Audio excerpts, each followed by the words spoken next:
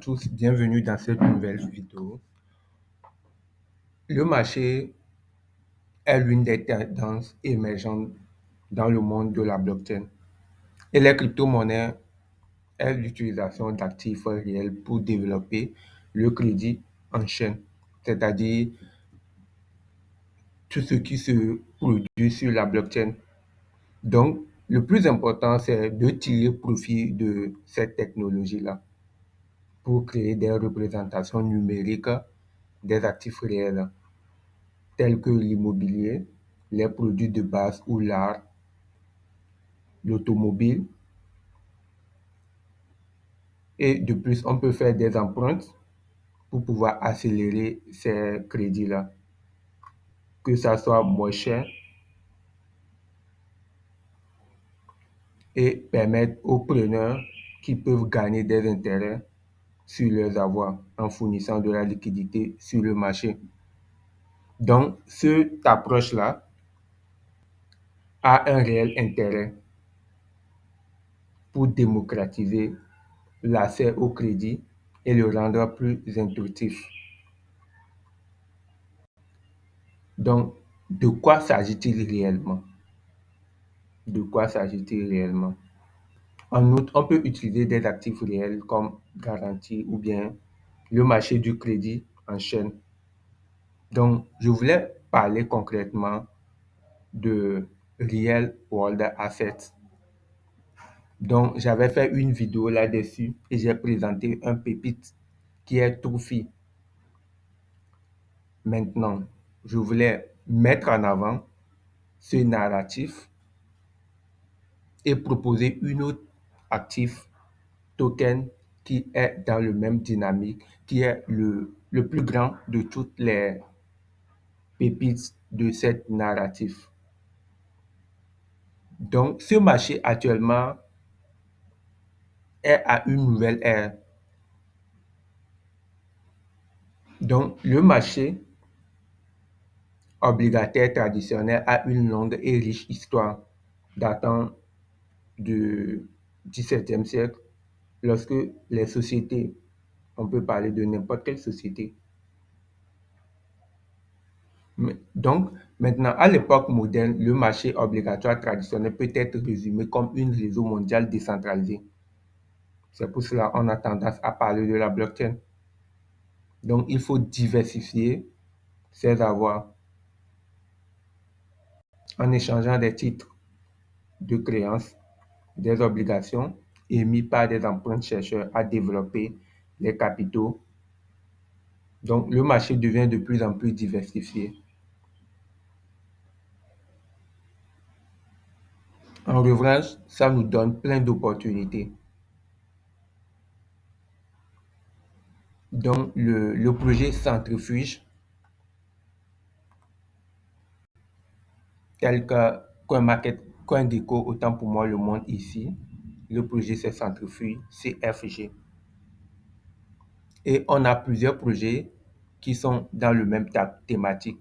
Il suffit d'aller sur CoinGecko, Currency, Categories et cliquer dessus.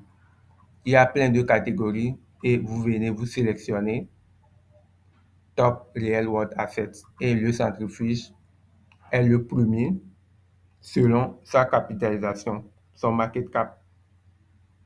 Il a 194 millions de dollars et il est placé à 197e sur le CoinGecko. Et il y a d'autres projets aussi également, tels que Trophy qui est 476e dont j'avais parlé dans mes précédentes vidéos. Aujourd'hui, on va aborder ce projet phare-là qui est Centrifuge. Pourquoi investir sur ce projet-là? Centrifuge, c'est lui qui détient le plus grand marché, tel que ça se montre directement sur le marché. Donc, il est spécialisé dans le prêt collatéraux du Real World Assets. Il suffit de cliquer, aller sur son site internet.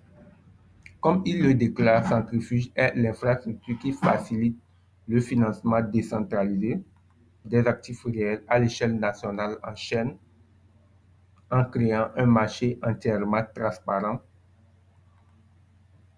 qui permet aux emprunteurs et aux prêteurs de faire des transactions sans intermédiaire. Donc, le TVL de Centrifuge, c'est 192 millions et il dispose des gens qui backent le projet, des personnes qui soutiennent le projet concrètement.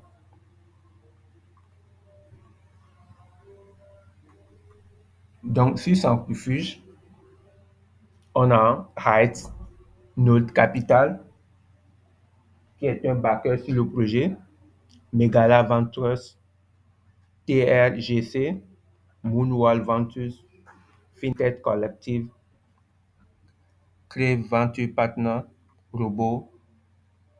Donc, à peu près 18 ou bien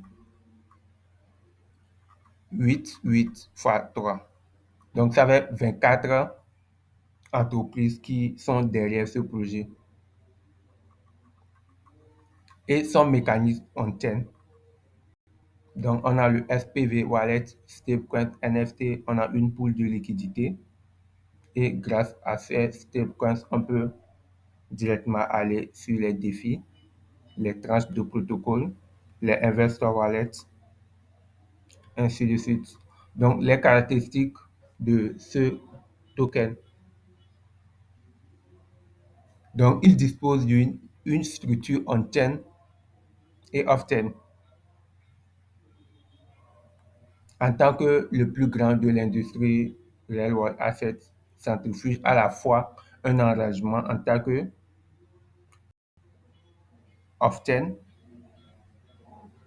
pour atténuer le risque de crédit. Dans sa structure off-chain, il définit la structure SPV telle que s'affiche sur l'image. Les collatérales seront faciles à régler lorsque le défaut se produira.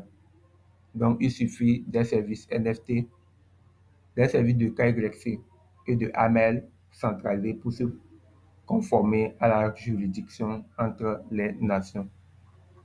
Donc, il y a des accords de financement, des divers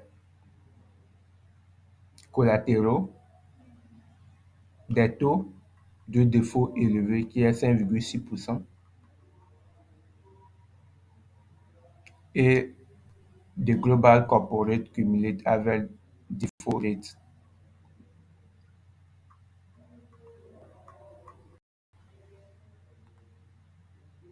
Donc, si on attaque un peu une analyse fondamentale du projet, le projet a déjà fait 60% en 30 jours. Pour ceux qui ne sont pas encore rentrés sur le projet, si ça t'intéresse d'investir sur le projet,